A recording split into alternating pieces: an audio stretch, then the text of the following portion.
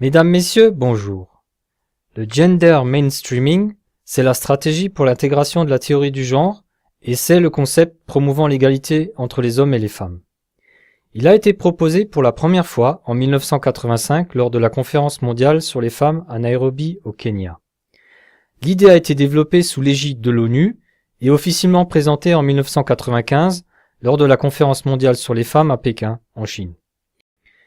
Dans ce contexte, un programme d'action de politique publique a vu le jour, et ceci malgré l'opposition d'une majorité de femmes venant des pays les plus pauvres.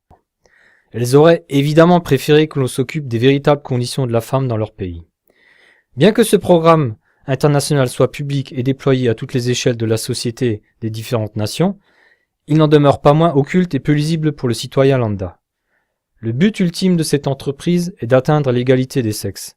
En d'autres termes, les partisans de l'idéologie du genre veulent instaurer le libre arbitre de l'individu quant au choix de son sexe, masculin, féminin, mais aussi dans une variété de transgenres. Ces partisans exigent l'égalité de ce choix au regard de la loi et de la société tout en privilégiant le style de vie non hétérosexuel.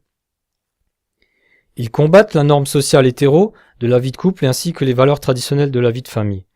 Ils préconisent la sexualisation en bas âge des enfants par un programme d'éducation obligatoire.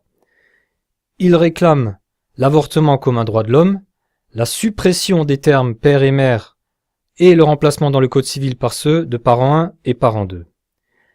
De nombreuses civilisations ont disparu à cause de telles décadences morales. Mais aujourd'hui, chers téléspectateurs, la nouveauté c'est que c'est la politique et la culture qui orchestrent ce déclin. Pouvons-nous accepter une telle dérive sous prétexte d'un soi-disant progrès social? C'est sur cette question que je vous remercie pour votre attention et je vous dis à bientôt.